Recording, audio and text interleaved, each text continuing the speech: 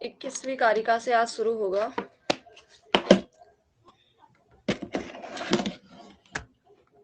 है ना, 21वीं कारिका ही है।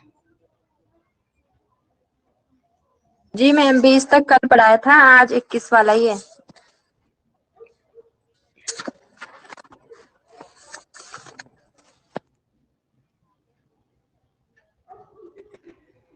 तो यहाँ से आज स्वराणामुष्मणां चैव विवृतं करणं स्मृतं तेभ्योऽपि विवृता वेडौ ताभ्यामेचौ तथैव च। अब देखिए यहाँ पे बता रहे हैं कि अब यहाँ पे किसकी बात हो रही है? मैम स्वरों की। हाँ, अब यहाँ पे आभ्यंतर प्रयत्न किसका क्या जी प्रयत्न, वो चीजें यहाँ पे मतलब नहीं, विव्रत और विव्रतम और विवृत। ठीक है, विव्रत, विव्रतर और विव्रतम। किसका विव्रत जी होता है, विव्रतर उससे थोड़ा बढ़ के होता है, किसका विव्रतम उससे ज्यादा होता है। ठीक है, तो ये बता रहे हैं जी स्वराणाम ऊष्मणाम च इव विव्रतम। जो स्वर होते हैं सभी जानते हैं, आई उण रील ऋक एओंग एओज, उसमें भी स्वर आई उड़। ठीक है, अ ई उ री ऋ, इन ये स्वर हैं। कह रहे कि इन स्वरों का जो क्या होता है, करण होता है, करणम। स्वरों का जो करण है बोल रहे हैं, वह करण कैसा होता है, विवृत। ठीक है, स्वरों तथा ऊष्म वर्णों, ऊष्म शब्द जानते हैं, शस सर हल यानी कि श श श ह, ये है ऊष्म। तो स्वरों का और ऊष्म व्यंजनों का जो करण होता है उसको विवृतम स्मृतम, उसको विवृत जानना चाहिए, विवृत मानना चाहिए, या विवृत है। तेभ्यो अपि विवृता वेडौ ताभ्याम एचौ तथा भुजौ। तेभ्यो अपि विवृता विवृता एओंग। ठीक है, यहाँ पे कह रहे हैं एंग एओंग, सभी जानते हैं अयुण रींद्र एओंग अयउच। ठीक है, कह रहे हैं कि उनमें भी जी तेभ्यो तेभ्यो अपि विवृता विवृता एओंग एओंगौ। द्वितीय विभक्ति यहाँ पे है तो मतलब वो द्विवचन इसलिए है, सॉरी द्वितीय विभक्ति नहीं, द्विवचन इसलिए है क्योंकि वहां पे दो चीजें हैं, ए और ओ। तो कह रहे हैं कि जो ए और ओ है, माहेश्वर सूत्र में ए ओंग जो आता है, उसमें क्या क्या आ जाता है, ए ओ। ठीक है, ए ओंग जो प्रत्याहार बनता है उसमें ए और ओ आता है मतलब एंग उसमें प्रत्याहार बनता है एंग। तो एंग में आता है ए और ओ, और ऐच में आता है आई और औ। तो कह रहे हैं ए और ओ का, ठीक है, ए और ओ का जो करण होता है वह उससे विवृत मतलब बढ़ के बता रहे हैं। ठीक है, उसके विवृतर होगा, ए और ओ का जो करण होगा वो विवृतर होगा। और ताभ्याम ए अचौ तथा विजौ, और उसमें जो ए और आई और औ है, ठीक है, ताभ्याम आई औज, तो उसमें आई और औ का जो करण होगा उसको क्या मानना है, विवृतम कहा जाता है। आई बात समझ में? कह रहे कि जो स्वर और ऊष्म व्यंजन है आई उ रील री, उस वो और ऊष्म शस सरहल श श श और ह, इनका जो करण है कह रहे हैं वो करण विवृत होता है। एंगौ एंग, वैसे एंग बोलेंगे, ए एंग, एंग में ए और ओ आते हैं तो इसका करण विवृतर होता है। और अयौच अयौच जो होता है उसमें आई और औ होता है तो उसका करण विवृतम कहा जाता है। सरल शब्द में आ गया। अगर आपसे पूछ लिया जाए स्वर और ऊष्म व्यंजनों का करण क्या होता है तो विवृत, ए और ओ का करण क्या होता है तो विवृतर, और आई और औ का करण क्या होता है तो विवृतम। आई बात समझ में?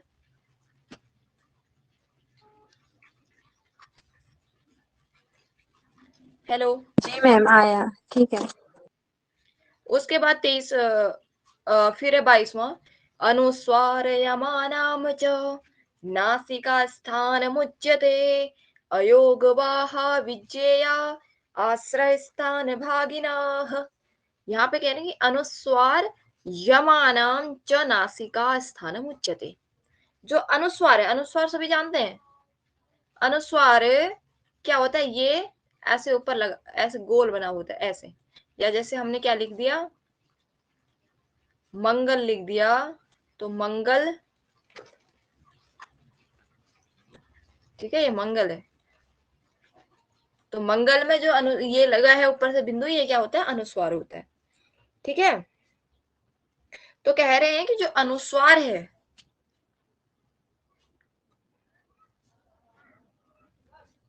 अनुस्वार और यमानम, यम, यम किन्हें बोला जाता है, अगर माहेश्वर सूत्र किसी ने पढ़ा होगा तो ऐ उड़ रील ऋक ए ओंग ऐ औच हय वरट लड़ यमंगणनम, यमंगणनम, तो यम में क्या क्या आ जाता है, य, म, अंग, ड़ और न। ठीक है, यमंगणनम, ये मतलब वर्ग का पांचवा पांचवा वर्ण है, वो क्या कहलाता है, यम कहलाता है। आई बात समझ में सभी को? वर्ग का जो पांचवा पांचवा वर्ण होता है सभी का, तो उनका जो पांचवा वर्ण है वो यम कहलाता है, वो यम के अंतर्गत आता है। तो यमंगणनम, प्रत्याहार देखोगे तो ये इस य को जोड़ दिया, और यमंगणनम, ये जो पीछे मौ बना है, ये मौ को जोड़ेंगे नहीं, ये प्रत्याहार बनाने के लिए लिखा गया है।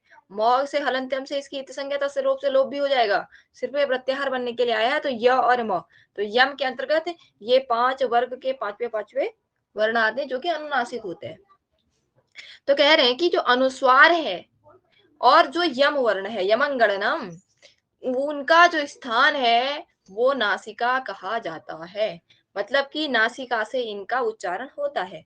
और अयोगवाह विज्ञेया आश्रय स्थान भागिना, अयोगवाह में वैसे तो उसको भी जोड़ा जाता है, इसको भी, लेकिन अयोगवाह यहाँ पे विसर्ग है, तो विसर्ग में कह रहे कि अयोगवाह विज्ञेया आश्रय स्थान भागिना, मतलब जो अयोगवाह है कह रहे हैं उसको क्या मानना चाहिए, वो मतलब जैसे यहाँ पे अयोग वहा आश्रय स्थान भागिना, मतलब जिसके पीछे वो लगा है। ठीक है, जैसे ये भागिनः में जो विसर्ग लगा है, ये अयोग वाह है, ये किस पर आश्रित है, कोई बताएगा किस पर आश्रित है ये विसर्ग?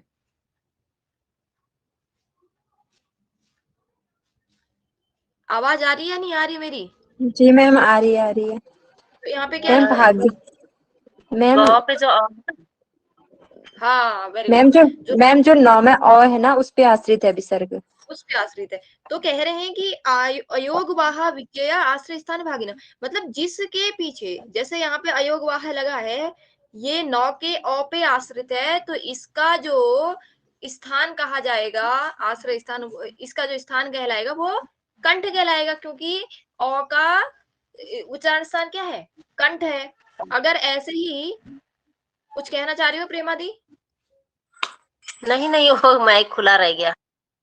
अच्छा, ये जैसे कवि ही लिखा है मैंने, ये है कवि ही, ठीक है, ये मैंने कवि ही लिख दिया। अब इस कवि ही में ये जो अयोग वाह है वो व के ई पर आश्रित है, तो यहाँ पर जो ये अयोग वाह है इसका उच्चारण स्थान क्या कहलाएगा, इचु यशानाम तालु। ठीक है, क्योंकि ई का उच्चारण स्थान तालु है, तो ये जो अयोग वाह है ये ई पर आश्रित है, तो इस अयोग वाह का उच्चारण क्या हो जाएगा, उच्चारण स्थान तालु हो जाएगा। आई बात समझ में सभी के? क्या कहना चाह रहे हैं श्लोक? हाँ क्या कहना चाह रहा है बताएंगी?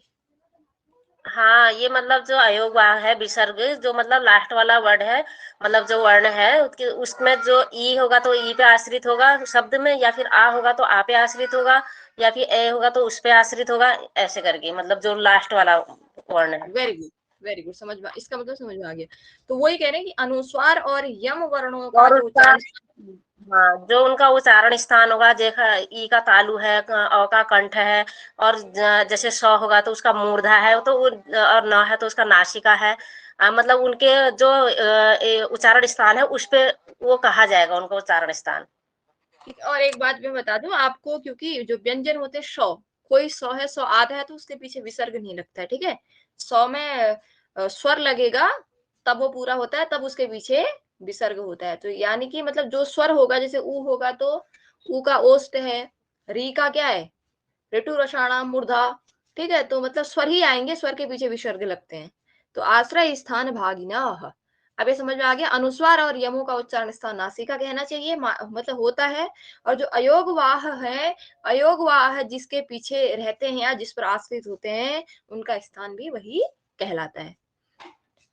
आगे है कि अलाबु वीणा निर्घोषो दंत्य मूल्य स्वराननु अनुस्वारस्तु कर्तव्यो नित्यम हो शससेषु च। यहाँ पे कह रहे हैं अलाबु होता है वीणा, और वो वीणा भी किसकी होती है, लौकी की वीणा। तुमड़ी नाम सुना है, अलाबु मतलब वीणा, तुमड़ी नाम सुना होगा। हाँ, सुना है। ठीक जी है, मैम मतलब वो सुना है जो। एक लौकी होती है, उसको सुखा के उसकी वीणा बनाई जाती है। ठीक है, अलाबु मतलब अलाबु वीणा, लौकी की वीणा या तुमड़ी की वीणा आप बोल सकते हो। ठीक है, अलाबु वीणा निर्घोषो दंत्य मूल्य स्वराननु अनुस्वारः तु कर्तव्यो नित्यम हो शससे शुच। कह रहे हैं कि जो अनुस्वार का अगर कोई स्वर है, जैसे यहाँ पे कह रहे हैं कि जैसे ये शब्द बताए हैं, ठीक है, हकार हो गया, शकार हो गया, शकार हो गया, ये शकार हो गया, और रो है यहाँ पे। ठीक है, रो मतलब ये रेफ होता है यहाँ पे, ऐसे है रो, नित्यम रो शससे शुच। कह रहे हैं कि लंबी लौकी से निर्मित वीणा से निकलने वाले निर्घोष ध्वनि के समान दंत मूल में उत्पन्न होने वाला स्वरानुगमी अथवा स्वर के बाद आने वाले अनुस्वार का उच्चारण नित्य ही कर्तव्य है। आकार रेप के शौर्य। कहने का मतलब है जैसे कोई अनुस्वार है, सॉरी कोई स्वर है, स्वर के बाद अगर अनुस्वार लगा है और उसके पीछे अगर हकार है, रेफ है, सकार है, शकार है और सकार है, ठीक है, तीन शकार है, तीनों सकारों का अलग अलग उच्चारण होता है। मूर्धा वाले शौ का उच्चारण होगा मूर्धा, ऊपर जीभ ऊपर करके शौ, तालु वाले नीचे शौ, शौ ऐसे, और ऊपर मूर्धा के लिए शौ ऊपर के लिए, और जो दंती होता है वो दांत में सिंपल स। ठीक है, तो कह रहे हैं कि अगर किसी स्वर के बाद अनुस्वार है और उसके बाद अनुस्वार के बाद अगर कोई हकार है, रेफ कल ही बताया था, शकार है, शकार है, सकार है, तो वहां पर अनुस्वार का उच्चारण कैसे करना चाहिए बोल रहे हैं। तो वहां पे जैसे अलाबू लौकी की तुमड़ी की बनी हुई वीणा, वीणा से जो घोष निकलती है या ध्वनि निकलती है, उसी तरह मतलब दंत से, ठीक है, दंत से अनुस्वार का उच्चारण करना चाहिए। आई बात समझ में? वहां पे अनुस्वार का उच्चारण कैसे होता है, कह रहे हैं दंत से होता है। कैसे, अगर किसी स्वर के बाद अनुस्वार है, ठीक है, अनुस्वार के बाद कोई हकार, शकार, शकार, सकार है, ठीक है, तो उस समय जो अनुस्वार होता है, उस अनुस्वार का प्रयोग दंत मूल से करना चाहिए। वो आवाज कैसी आएगी, जैसे तुमड़ी की वीणा से ध्वनि निकलती है। सरल शब्दों में आई बात समझ में सभी के? हाँ दीपा दी समझ में आई? जी मैम। जी मैम, स्वरों के पीछे जब अगर अनुस्वार हो तो उसके बाद हकार, रेफ और सकार, सकार, सकार होने पर वहां पर जब उच्चारण करेंगे तो दंत मूल की तरह करेंगे, और जैसे मूल से होगा, दंत मूल से दंत होगा, और अलाबुन जैसी वीणा होगी जिसकी। जैसे वीणा की तुमड़ी तरह। की लौकी से निर्मित हाँ वीणा से जी। ध्वनि निकलती है, मतलब तुमड़ी से जी निर्मित वीणा से ध्वनि निकलती है। ठीक है, जी मैम जी। हाँ, हाँ 2-3 बार अब इसकी मूलवाची करेंगे। वीणा की आवाज कैसे आएगी, वो थोड़ा सा मुझे प्रैक्टिकल करके सेंटर पे जाना पड़ेगा। हाँ, अब वो अलाबू लौकी वाली वीणा जब मिले तब, जब ये पाणिनि हाँ शिक्षा लिखी होगी है उस समय है ये वो है अच्छा वहां अच्छा। पे ना, सेंटर पे है। तब मैं मतलब पता नहीं चल रहा है कि दंती सौ की तरह, मतलब वो दंती मूल की तरह करना चाहिए, तो बीड़ा की आवाज किस तरह से निकलेगी, तो उसको बजा के सुनना पड़ेगा मुझे। हाँ हाँ सही बात, तब पता चलेगा। हाँ एक्सपेरिमेंट तो जरूर है ना। उस समय ये ही ध्वनि, मतलब कभी भी हम जो दर्शन शास्त्र में हमने बहुत सारी चीजें पढ़ी, वो उस समय प्रचलित थे। जो जिस भी चीज का उदाहरण लिया गया है वो उस समय प्रचलित थी। नहीं तो आपने तर्क संग्रह या तर्क भाषा पढ़ा तो वहां पे लौहपिंड की बात हो रही थी, या आयोगोलक मतलब लोहे का गोला, ठीक है, जो आग का गोला। अब अगर मतलब उस समय ये वो वाला अयोगोलक का उदाहरण न देकर गैस चूल्हे का उदाहरण भी दे सकते थे, हमारे घर में जो लगा है गैस सिलेंडर, लेकिन उस समय वो प्रचलित नहीं था। ठीक है, तो वो ही जैसे अब यहाँ पे ऐसी आवाज तो किसी और से भी निकल सकती है, लेकिन उस समय तुमड़ी की ही या लौकी की ही बीड़ा बनाई जाती होगी, बजाई जाती होगी। आई बात समझ में। फिर है कि अनुस्वारे विवृत्याम तु विरामे चाक्षरद्वये द्विरोष्ठ्यो तु विग्रहीयाद्य त्रोकार वकारयोः। कह रहे हैं कि अनुस्वार में या विवृत्याम विवृत्ति में या विराम, विराम क्या होता है, मतलब दो वर्णों के उच्चारण का अभाव, जहां पे विराम लग जाता है। ठीक है, और क्या कह रहे हैं, च अक्षर द्वये, अक्षर द्वय मतलब संयुक्त अक्षर, दो दो शब्दों से बने जो अक्षर होते हैं उनको संयुक्त अक्षर कहते हैं। तो कह रहे हैं कि तथा संयुक्त अक्षर जब क्या होते हैं, जब परे होते हैं, बाद में होते हैं, तो तब क्या होता है, कह रहे हैं पूर्व अच के उच्चारण में ओष्ठ को दो बार, ओष्ठयो द्वि, अपने होंठों को, ओष्ठ मतलब क्या होता है, ओष्ठ मतलब होंठ, होंठ को दो बार उसी तरह खोलना चाहिए जिस प्रकार ओकार और वकार हो, जिस प्रकार ओकार अवकार और वकार के उच्चारण में खोला जाता है। जैसे अब एक चीज अभी बताती हूँ आपको, पहले एक बार इसका अर्थ और जान लेते हैं कि जब कह रहे हैं कि यदि अनुस्वार विवृत्ति विराम और संयुक्त अक्षर परे रहें, तब पूर्व अच के उच्चारण में ओष्ठ को दो बार, ओष्ठयो द्वि, ओष्ठ को दो बार उसी प्रकार खोलना चाहिए जिस तरह ओकार औकार और वकार, ओकार औकार और वकार में खोला जाता है। अब अगर एक बार ओ बोलो सभी लोग, ओ ओ औ ओ ओ आओ। आओ ओ आओ और व बोलो, वाह। मतलब होंठ मिल रहे हैं या नहीं मिल रहे, वाह। जी मैम। होंठ मिल रहे हैं, गोलाई हो रही है नहीं होंठ में। मैम, नहीं मिल रहे ना। नहीं। ओ औ वो नहीं मिल रहे, वो ऐसे हो रहे हैं। तो कह रहे यहाँ पे देखो उदाहरण से देख लेते हैं। यदि क्या हो, कह रहे हैं कि यदि अनुस्वार विवृति, जैसे अनुस्वार हमने एक शब्द लिख दिया, जैसे यहाँ पे लिख देते हैं, राइटिंग तो बिल्कुल समझ में नहीं आ रही होगी ना, कोई बात नहीं, अब क्या करें।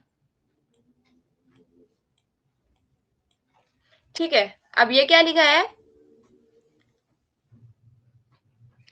कह रहे हैं कि सिंघा लिखा है। ठीक है, उन्होंने क्या बोला, यदि अनुस्वार विवृत्ति और विराम तथा संयुक्त अक्षर परे रहें, तब पूर्व अच के उच्चारण में ओष्ठ को दो बार उसी तरह खोलना चाहिए जिस प्रकार ओकार ओ तथा वकार के उच्चारण में खोला जाता है। देखो यहाँ पे अनुस्वार है अनुस्वार,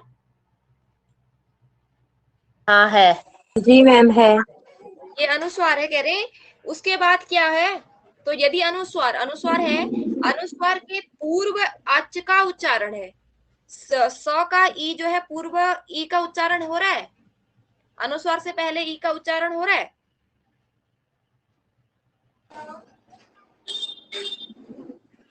जी मैम। हो रहा है ना? जी सी है, हो रहा है। ई का हो रहा है, सौ का नहीं हो रहा है, ई का हो रहा है, सौ ई सी। तो कह रहे हैं कि इस ई का उच्चारण उसी प्रकार करना चाहिए जिस प्रकार ओ का उच्चारण और औ का उच्चारण और वकार का उच्चारण किया जाता है। जैसे सी, मुंह नहीं मिलना चाहिए, होंठ खुले रहने चाहिए। सिंह, सिंह, ऐसे कैसे कह रहे सिंह, हम बोलते हैं सिंह, सिंह ऐसे बोलते हैं, सिंह नहीं, जैसे होंठ खुल रहे हैं, ओ पूरे होंठ खुल रहे हैं, औ वकार या वो वैसे ही सिंह पूरा बोलना है, सी पूरा पूरे होंठ खोलने हैं तो सी, सिंह। आई बात समझ में? तो ये इसका मतलब यदि अनुस्वार, विव्रती और विराम तथा संयुक्त अक्षर परे रहें, तब उससे, ये परे है, अनुस्वार परे है, तो उससे पूर्ववाच ई है, तो उस ई के उच्चारण में होठों को 2 बार उसी प्रकार खोलना चाहिए जिस प्रकार ओ, औ और व का उच्चारण करते समय खोला जाता है। आई बात समझ में सभी को? जी मैम आई। फिर अगला है 25वां, कि व्याघ्रीयता हरेत पुत्रा दंताभ्याम न तु पीड़येत भीता पतन भेदाभ्याम तदवर्णान प्रयोजयेत। कह रहे हैं कि व्याघ्री, व्याघ्री मतलब व्याघ्र की पत्नी यानी कि बाघिन, सभी ने देखा शेरनी बोलते हैं, तो आपको शेरनी पे नहीं जाना चाहिए, आपके घर में बिल्ली होगी, है बिल्ली, अगर आपके यहाँ बिल्ली नहीं होगी तो उमा दी के यहाँ बिल्ली है, वहां जाके देख आना, ठीक है? करती है। आवाज तो सभी के पास आ रही है ना क्लियर? जी मैम आ रही है, आ रही आ रही है आवाज। तो व्याघ्री शेरनी को जंगल में देखने मत जाना, पता चला तुम पे ही अटैक कर दिया। लेकिन बिल्ली अगर आपके घर में नहीं है तो उमा दी के घर में जब भी आएगी तो उमा दी से बोलना कि एक दिन हमें भी इनवाइट करिए, थोड़ा सा एक्सपेरिमेंट वहां भी देख करना है हमें। तो व्याघ्री यथा हरेत पुत्रान दंताभ्याम न तु पीड़येत। आपने देखा होगा ना, बिल्ली जब क्या करती है, जब उसके बच्चे होते हैं ना, तो वो एक जगह पे नहीं रखती अपने बच्चों को, देखा है किसी ने? वो कभी उस कोने नहीं में ले मैम, जाती, जहाँ नहीं जहाँ देखा? जाती है कभी मुंह से पकड़ पकड़ के जहाँ जाती है वहां ले जा लेती है। कोई सबको पता है ना जी कि मैम। मतलब मुंह से पकड़े और हाथ से हाँ भी नहीं पकड़ती, मुंह में ऐसे ऐसे लटका के ले जाती है। और पहले हमें लगता था ये गला फोड़ देगी अपने बच्चे का, जब हम छोटे छोटे थे हमें डर लगती थी। लेकिन आपने जी देखा होगा कि कह रहे कि व्याघ्री यथा हरेत पुत्रान दंताभ्याम न पीड़येत। व्याघ्री जिस प्रकार, व्याघ्री मतलब बिल्ली या शेरनी, हरेत पुत्रान मतलब अपने बच्चों को इधर उधर ढोती है गला पकड़ के, लेकिन उनको पीड़ा नहीं पहुंचाती है, ठीक है? जिस प्रकार बिल्ली अपने बच्चों को दांतों से पकड़कर इधर उधर ले जाती है लेकिन पीड़ा नहीं पहुंचाती है। भीता पतन भेदाभ्याम, अभी यहाँ पे भी बोला है, कह रहे हैं कि जिस प्रकार व्याघ्री क्या करती है, अपने पुत्रों को, पुत्रान अपने पुत्रों को दंताभ्याम दांतों से, तो यहाँ पे षष्ठी विभक्ति है बहुवचन, दंताभ्याम दांतों से, भीता पतन, पतन मतलब गिरने, ठीक है, गिरने और उनपे क्या करने से, छेद होने के भय से, क्योंकि दांत से पकड़ पकड़ रही है तो क्या पता छेद भी मतलब लग सकता है, वहां पे छेद भी हो सकता है। तो फिर भी क्या करती है, मतलब कि जिस तरह व्याघ्री अपने पुत्रों को दांतों से गिरने तथा छेद होने के भय से, भीता मतलब भय से, भय से क्या करती है कि इस प्रकार ले जाती है कि उसे न तो पीड़ियत, पीड़ा न पहुंचे, ठीक है? उसी प्रकार वर्णों का भी प्रयोग करना चाहिए, उच्चारण करना चाहिए। जैसे हम क्या करते हैं, ये शौ है, ये शौ है, ये सब वो है, ठीक है, हलंत लगे हुए हैं, ये सौ है।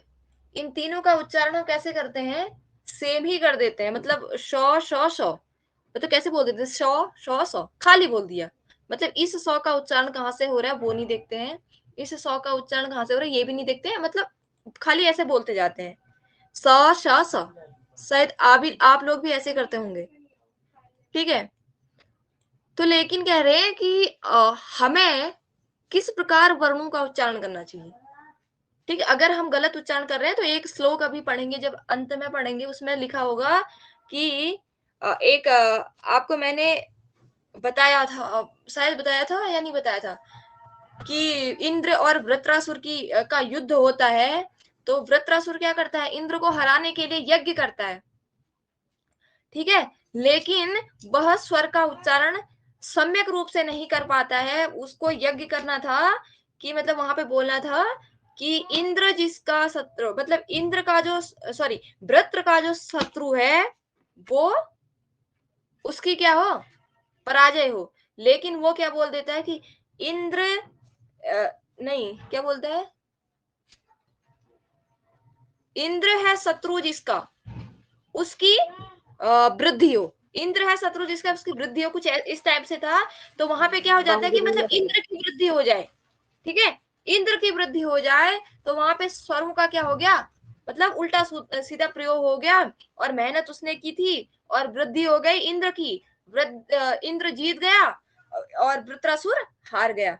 ठीक है, तो उसी प्रकार यहाँ पे भी कर रहे हैं कि जैसे बिल्ली जो होती है वह क्या करती है, अपने पुत्रों को दांतों से क्या करती है, गिरने तथा छेद होने के भय से, मतलब उसे सब डर हो रहा है, दांतों पे अटकाया है, उसे गिरने का भी डर हो रहा है, और पकड़, और क्या, दांतों से पकड़ा है तो कहीं छेद न हो जाए, वो भी डर हो रहा है। तो इस प्रकार ले जाती है ताकि उसे पीड़ा नहीं पहुंचे।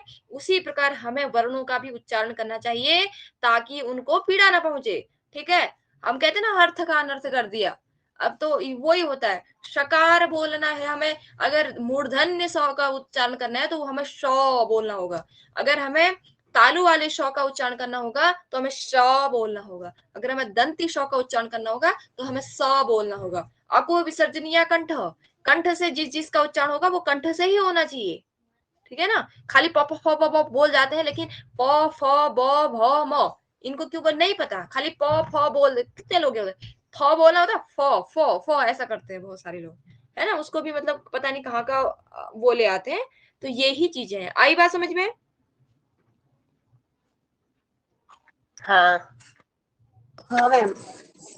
फिर कह रहे हैं अगला मंत्र है, यथा सौराष्ट्रिका नारी तक्रा इत्याभिभाषते एवं रंगा प्रयोक्तव्याः खेअरा इव खेदया।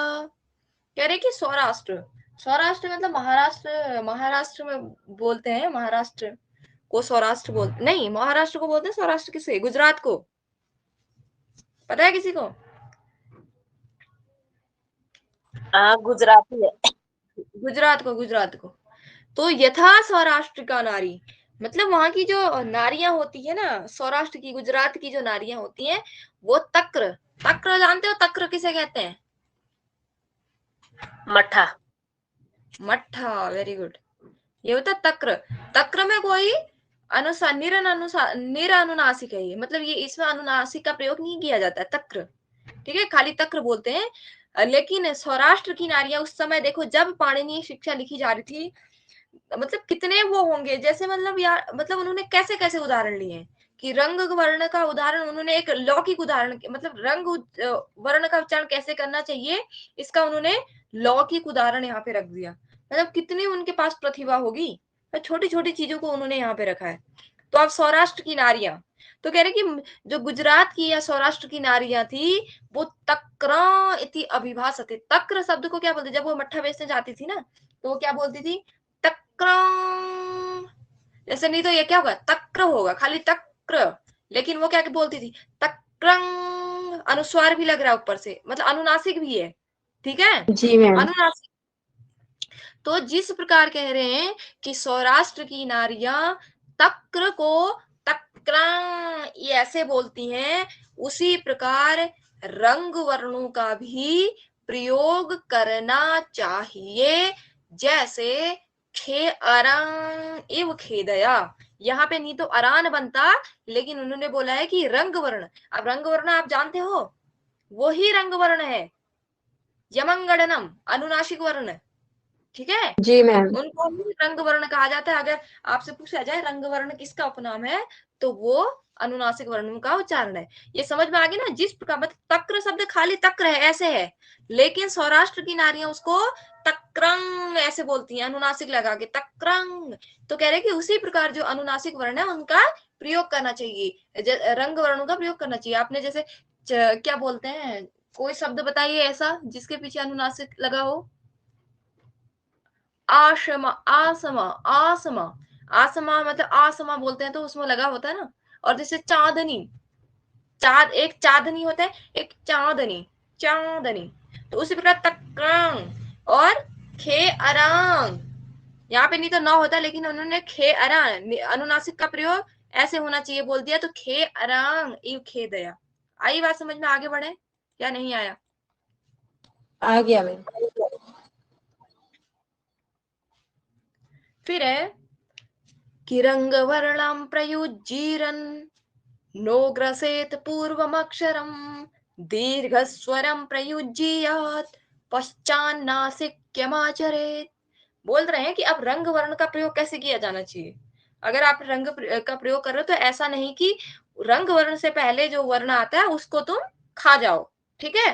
मतलब हम जब पढ़ते हैं तो हम क्या करते हैं, बहुत सारी चीजों को खा जाते हैं, खा जाते हैं मतलब उसको गोल कर जाते हैं, ठीक है। तो कह रहे हैं कि रंग वर्ण का प्रयोग इस प्रकार किया जाना चाहिए जिससे कि पूर्वाक्षरम न ग्रसित, अनुस्वार से पूर्व जो वर्ण हो वह ग्रसित न हो जाए, ठीक है। मतलब उसका उच्चारण ही उचित ढंग से न हो पाए। मतलब कह रहे हैं कि रंग वर्ण का प्रभाव जो है वह पूर्व अक्षर पर नहीं पड़ना चाहिए। फिर कह रहे हैं कि दीर्घ स्वरम प्रयुज्यात पश्चात नासिक्यम आचरेत। कह रहे हैं कि रंग का जो स्वर है, रंग का जो स्वर है कैसा, दीर्घ वाला स्वर। तो रंग का स्वर जो दीर्घ उच्चरित हो तो उसके बाद अनुनासिक का उच्चारण किया जाए, ठीक है। जैसे कह रहे हैं कि रंग का स्वर दीर्घ हो तो वहां पे क्या होना चाहिए, तो उसके बाद जो अनुनासिक आएगा तो उसके पश्चात अनुनासिक का उच्चारण किया जाए। जैसे यहाँ पे क्या था,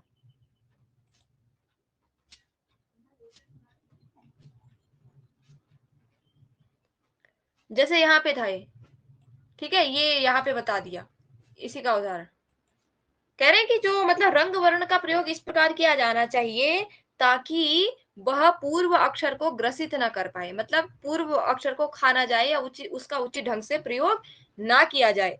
अगर कह रहे हैं रंग वर्ण का जो स्वर है, ठीक है, कोई रंग वर्ण स्वर है उसका अगर जो स्वर है वो दीर्घ है कह रहे हैं, तो उसके बाद कह रहे हैं उसका अनुनासिक उच्चारण किया जाए ऐसे मांग, ऐसे ये मौ है, मौ अनुनासिक है, ठीक है, रंग वर्ण है और इसके पीछे दीर्घ स्वर है कह रहे हैं, तो इसका उच्चारण कैसा किया जाना चाहिए, उसका अनुनासिक का उच्चारण किया जाना चाहिए। मौ के बाद नहीं होगा, औ के बाद होगा, मां, औ के बाद अनुनासिक होगा। आई बात समझ में, ये सभी को समझ जी में आया ना। मैम। हाँ मौ क्या है, ये जैसे दीर्घ इसमें स्वर। तक्रम में है ना, तक्रम में हाँ है जैसे तो है अनुनासिक का जो तो में जो मतलब अ है उसमें उसका वो ग्रसित नहीं होना चाहिए, मतलब वो भी साफ आना चाहिए, वो भी लास्ट में साफ आना चाहिए।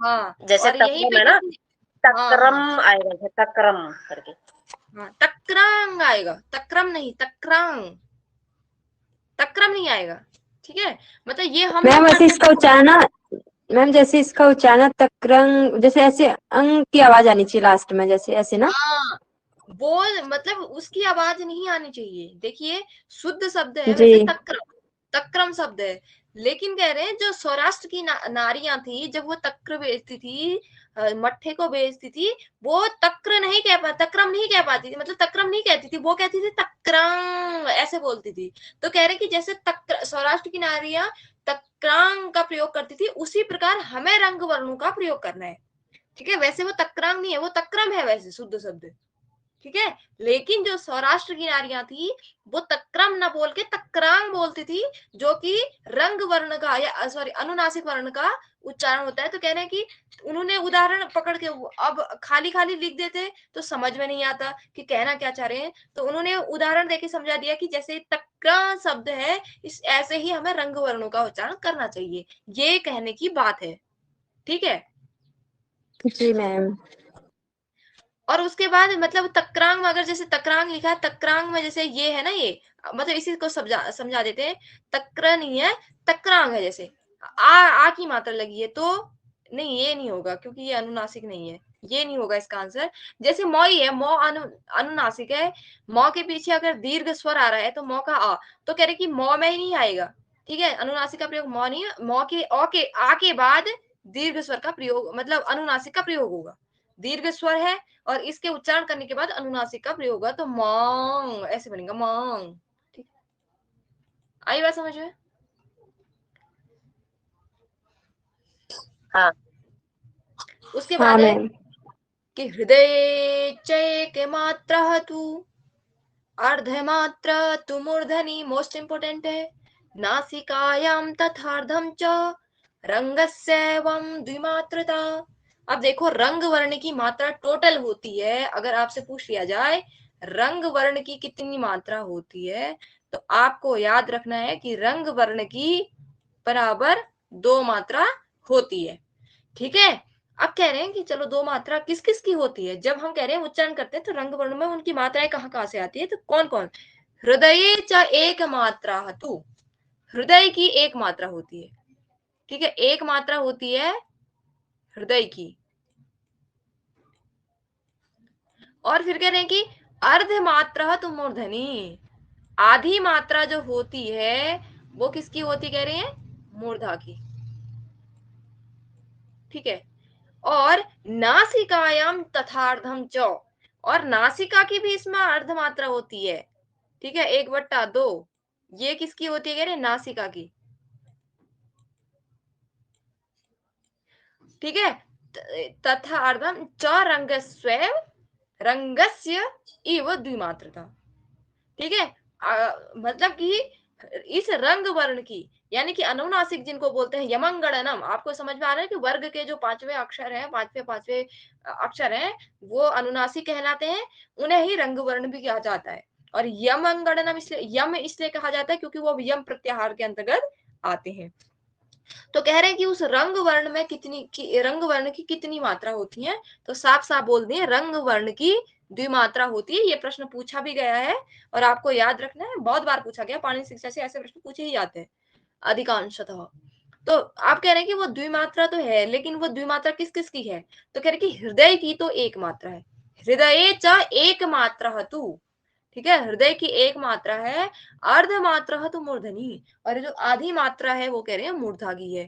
ठीक है। और नासिकायाम तथार्धम, नासिका की भी अर्ध मात्रा है। इस प्रकार रंग वर्ण की 2 मात्रा होती है। आई बात समझ में? जी मैम। आगे बढ़े। हाँ जी।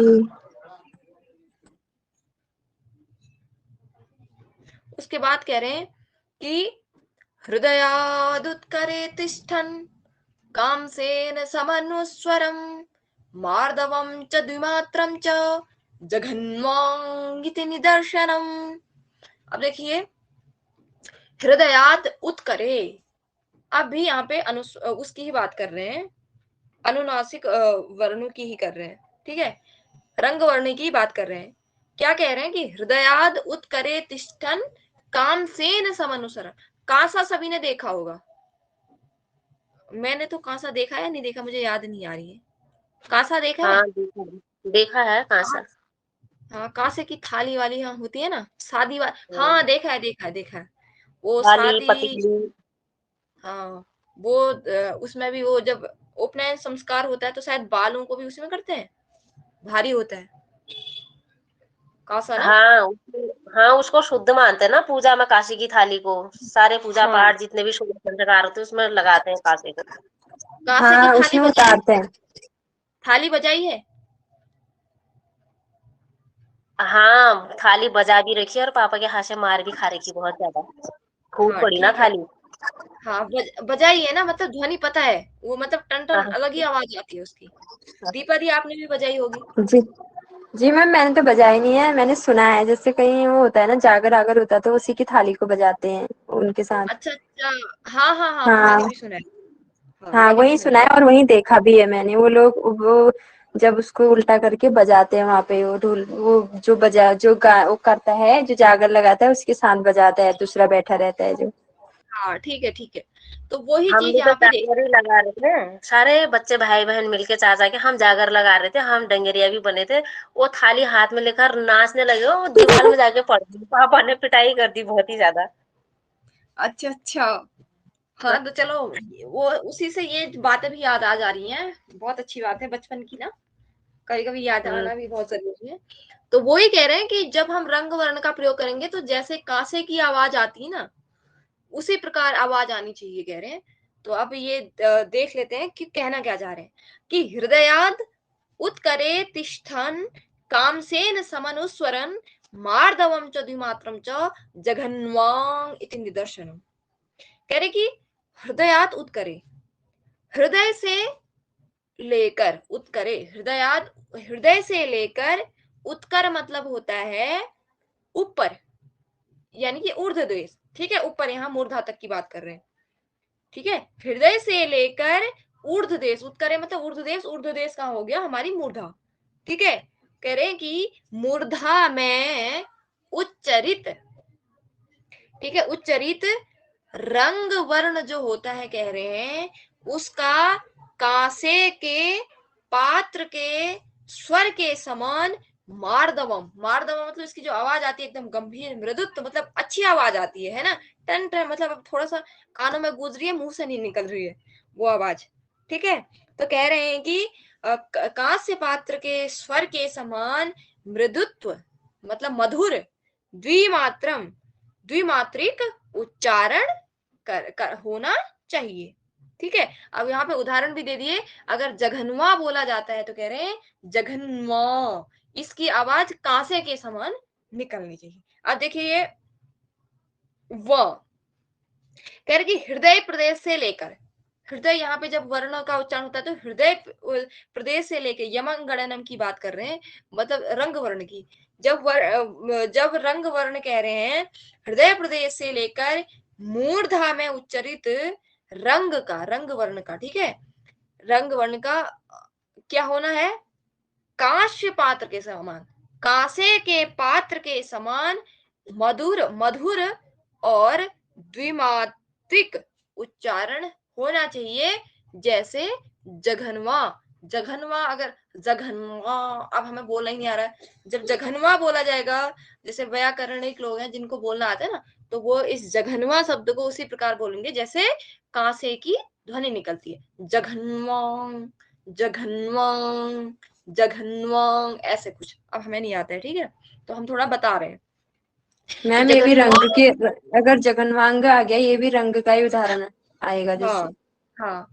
तो यहाँ पे आपको मतलब ऐसे कभी कभी देखो, इसमें प्रश्न अगर बाय द वे नहीं बनेगा तो क्या आएगा, हृदयाद उत्करे तिष्ठान, हृदयाद उत्करे तिष्ठन, या कांसेन समनुस्वरम, यह कहाँ से लिया गया है, तो पाणिनीय शिक्षा से। इसमें किस वर्ण की या किसकी विशेषता बताई गई है, तो यहाँ पे रंग वर्ण की विशेषता बताई गई है।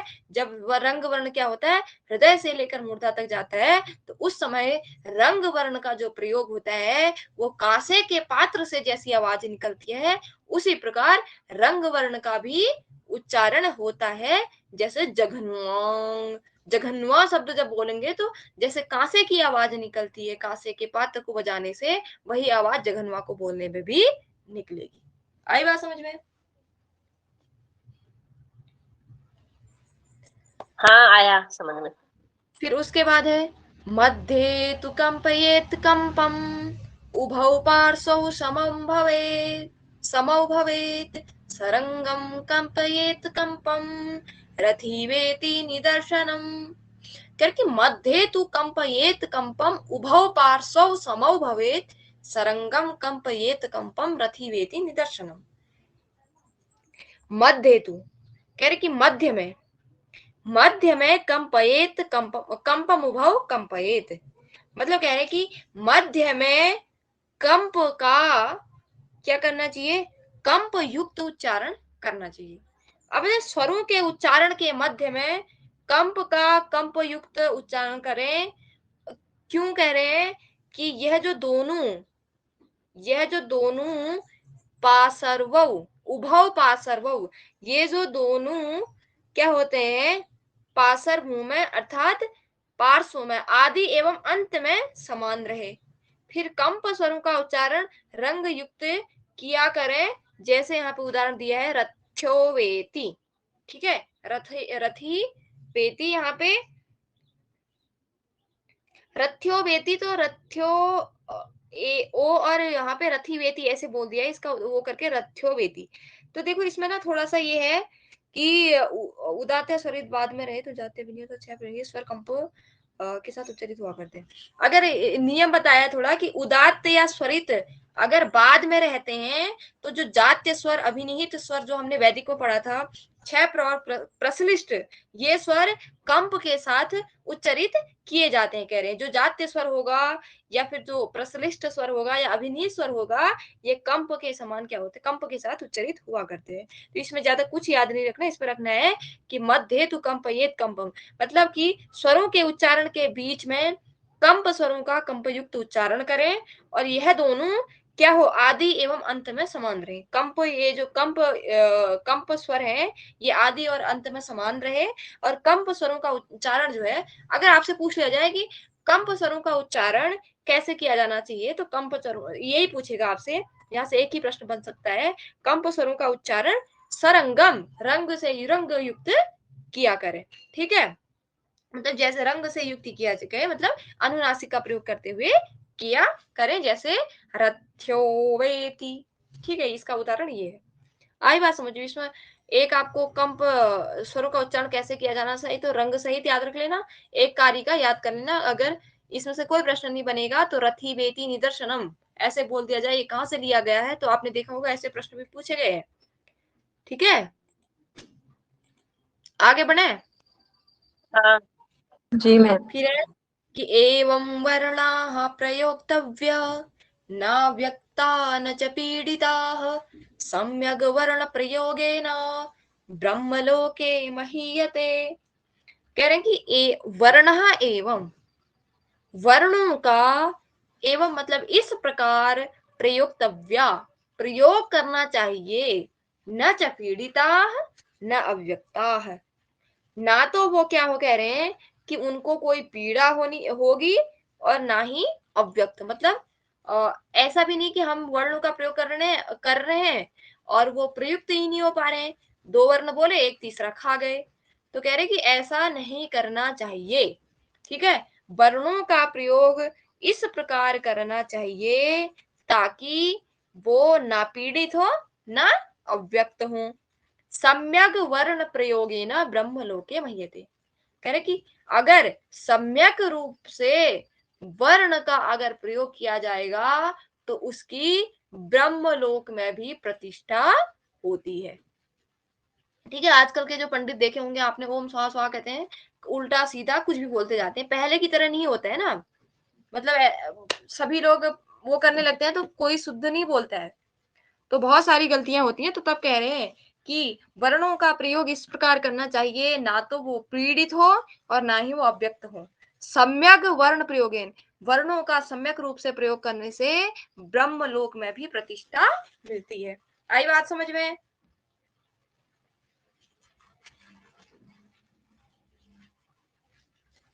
हेलो। जी मैम। जी मैम। फिर अगला है कि आप देखिए, अधम पाठक के गुण बताए जाएंगे और पाठक के गुण बताए जाएंगे। अधम पाठक के और पाठक के, जो अच्छा पाठक है उसके भी गुण बताए जाएंगे और जो अधम पाठक है उसके भी गुण बताए जाएंगे। दोनों के 6-6 गुण हैं, तो ये तो आप याद ही रख लेना, ये तो मतलब बहुत सरल है। वैसे तो पाणी शिक्षा पूरी भी याद रखोगे तो याद हो ही जाएगी, ये बहुत सरल है कि गीति शीघ्रे शिरः कंपी तथा लिखित पाठकः अनर्थज्ञो अल्पकंठश्च सडेते पाठकाधमाः, पाठक अधमा सडेते या अधम पाठका सडेते। ये जो 6 गुण हैं कह रहे हैं, ये 6 गुण अधम पाठक के हैं। अधम पाठक कौन? मतलब जो हर चीज को गा गा के बोलता है, चाहे वो गद्य हो चाहे कुछ भी हो, उसको गा गा के बोलना, ये अधम पाठक की विशेषता है।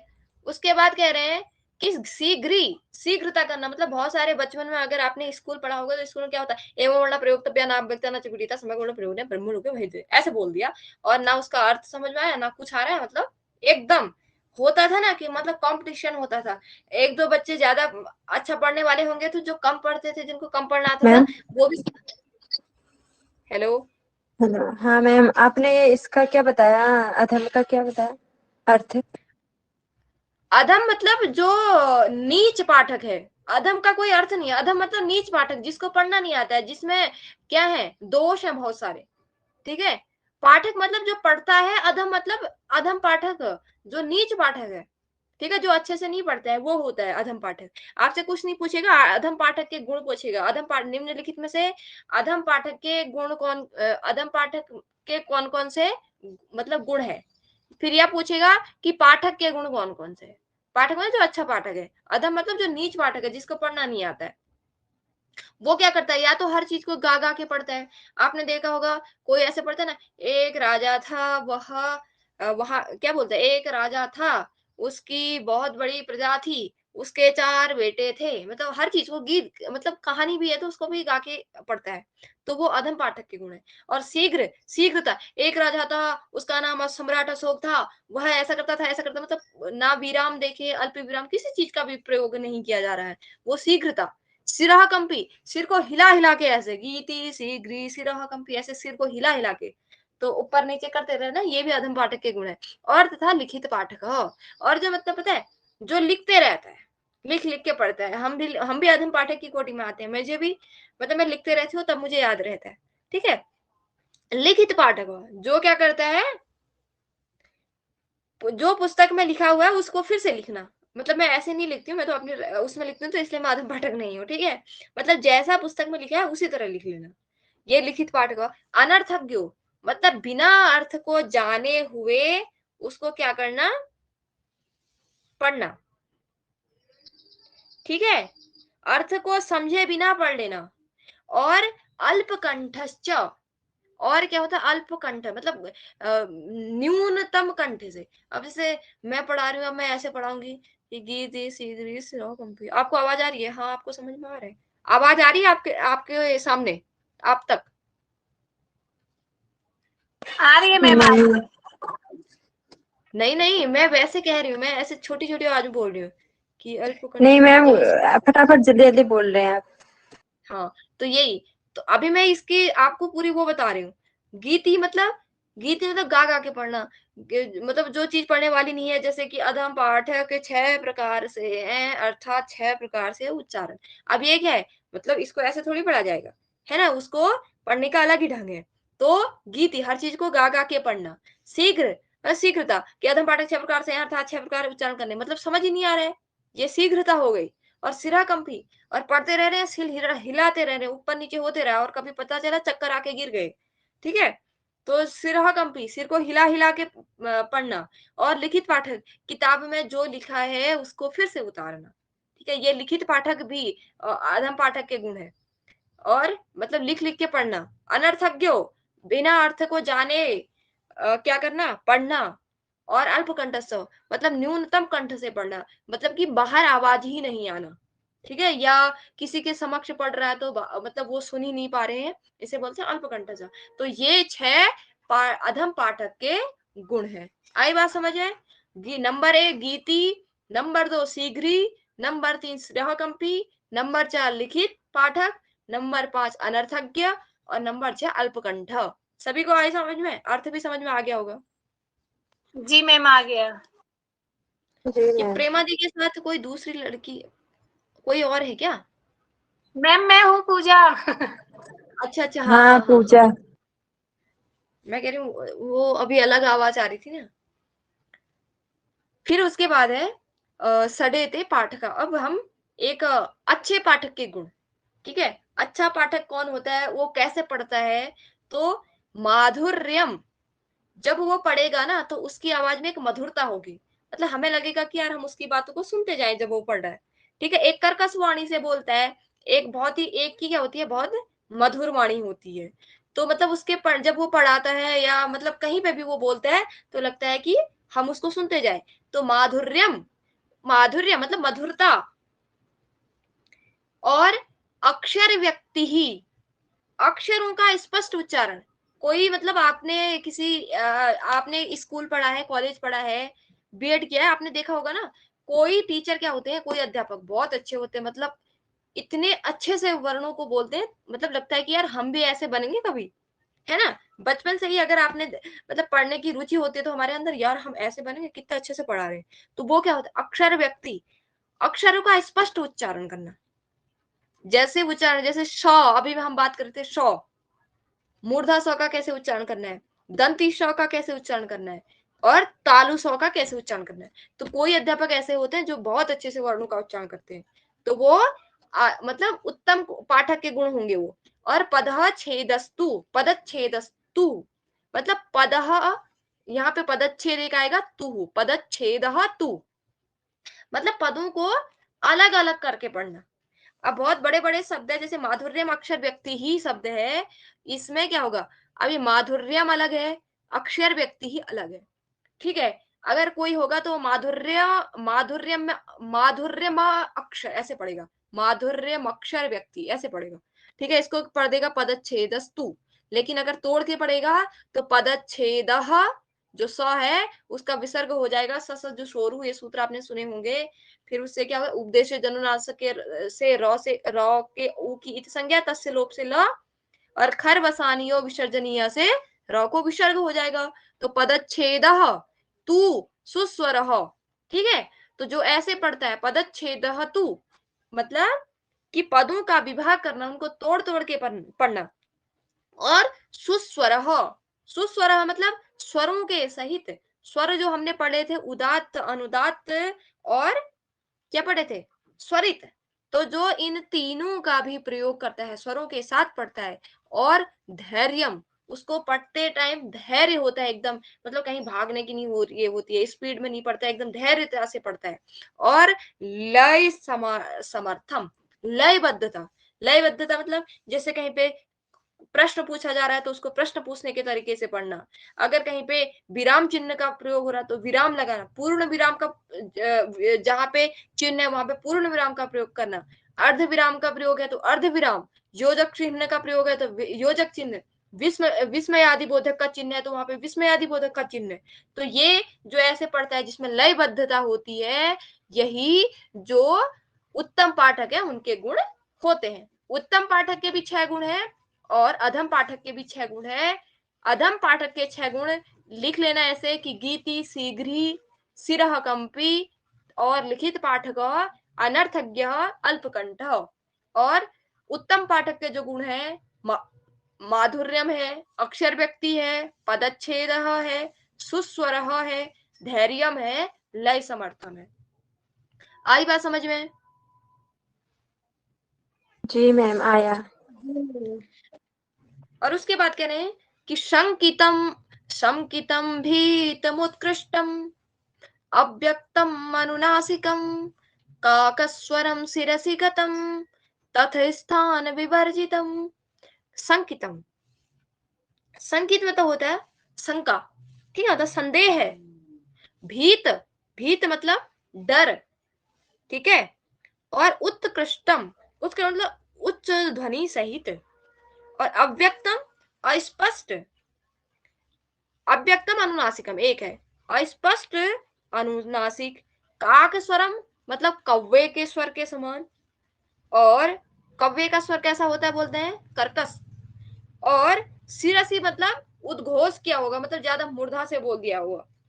तो कह रहे हैं कि ऐसे शब्दों को, और कैसे, एक क्या कह रहे हैं, सिरसी गतम, सिरसी गतम मतलब होता है जो क्या होते हैं, अनावश्यक मूर्धा युक्तम।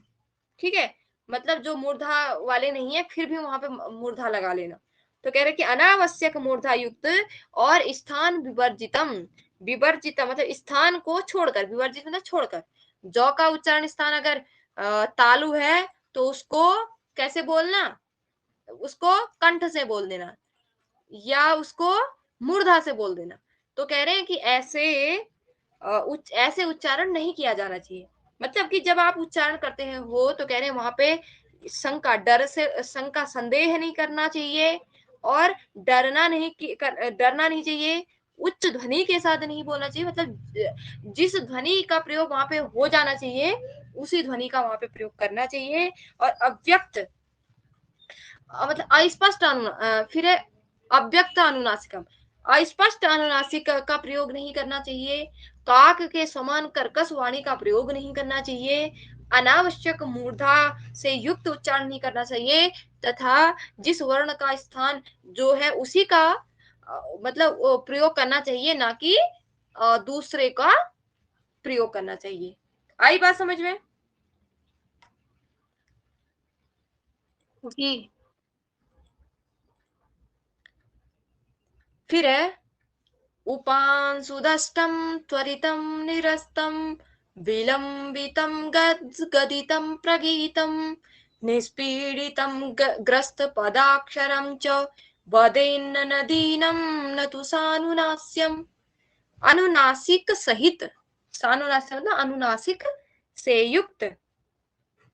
कह रहे हैं कि उपांशु, उपांशु मतलब होता है मंद स्वर, ठीक है। उपांशु मतलब उपांशु याग मतलब जो मंद स्वर अंदर ही अंदर बोला जाता है, ठीक है। उसे तो उपांशु मतलब मंद आपने कभी वैदिक में पढ़ा होगा, तो एक उपांशु याग भी होता है, ठीक है, जिसमें मतलब अंदर ही अंदर बोला जाता है, मुंह के अंदर। तो मंद स्वर युक्त। दष्टम होता है दंत से पीड़ित, मतलब दबा के ऐसे बोलना। त्वरिता मतलब अति शीघ्रता पूर्ण, त्वरित मतलब होता है शीघ्रता, तो शीघ्रता पूर्ण। और निरस्तम मतलब होता है कि द्रुतोच्चारण विलंबित, निरस्तम विलंबितम, द्रुतोच्चारण विलंबितम। और गदगदितम, गदगद स्वर युक्त, गदगदितम प्रगीतम, गदगद स्वर युक्तम।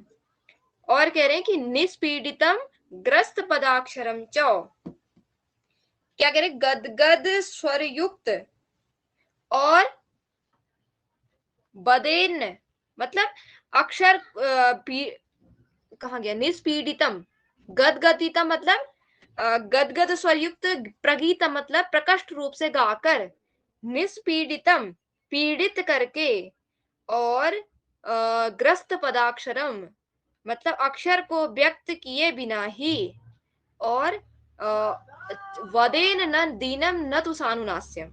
और कह रहे हैं कि उत्साहहीनता से नाक से वर्णों का उच्चारण इस प्रकार नहीं करना चाहिए। मतलब यहाँ पे पहले बता दिया, पहले तो अधम पाठक के गुण बताए, फिर उत्तम पाठक के गुण बताए। उस प्रकार कह रहे हैं कि यहाँ पे हम पाणिनि शिक्षा पढ़ने, शिक्षा में वर्णोच्चारण की विधि ही बताई जाती है। तो तब यहाँ पे बता रहे हैं कि पहले भी बता दिया डर के, शंका से, ठीक है, उच्च ज्यादा उच्च स्वर में या अस्पष्ट अनुनासिक, काक के समान कर्कशवाणी, अति युक्त जो मतलब शीर्षा से युक्त हैं उनसे, और स्थान को छोड़कर उच्चारण नहीं करना चाहिए। उसके बाद फिर वहां पे भी बता रहे हैं कि मंद स्वर से युक्त, दांत से दबाकर, शीघ्रता पूर्ण, द्रुत उच्चारण विलंबित, गदगद स्वर से युक्त, गाकर, पीड़ित कर, अक्षर को व्यक्त किए बिना ही, उत्साहहीनता से नाक से वर्णों का उच्चारण इस प्रकार से नहीं करना चाहिए। आई बात समझ में?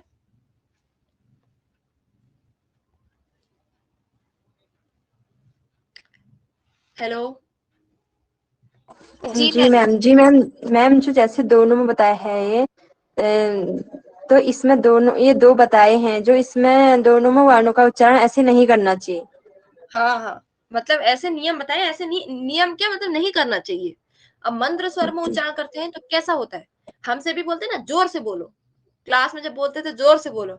कभी कोई गा मतलब कहानी है और कहानी को गा के पढ़ने हैं तो क्या बोलते हैं, ऐसे नहीं पढ़ते हैं। टीचर लोग जो अच्छे अध्यापक होते थे वो डांटते थे, है ना।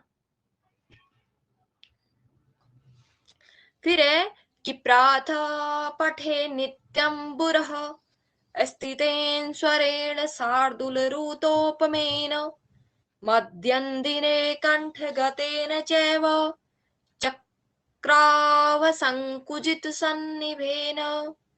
अब यहाँ पे देखिए, पहले हमने आप सभी लोगों ने पढ़ा कि जब